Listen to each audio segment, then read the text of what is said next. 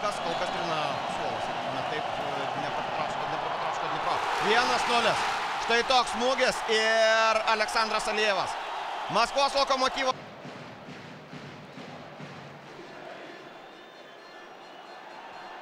Dar vienas perdavimas į baudos aikštelę ir 2-0. Realizuoja ukrainiečiai kol kas viską, ką turi ir mes galime pamatyti ir Žydrūną po kėlinį norėdamas patikrinti. Mušė ir netgi Čempionų lygos finale, na štai taip. Guldamas. Žydrūnas Karčemarskas ir matydamas ką ir kaip reikia. Šeimininkų stovykloje atrodo taip ir atrodo, kad dar viena ataka ir ketvirtasis įvartis, dar kartą Andrejus Ševčenka. Kągi, jeigu vertintume bendrą vaizdą, sakyčiau, gal ne visai pagal... Dar kartą štai čia. Na, jei leisi Ševčenkai ateiti su kamuoliu į baudos aikštelę, įvertinti situaciją ir smūgiuoti, be abejo smūgis.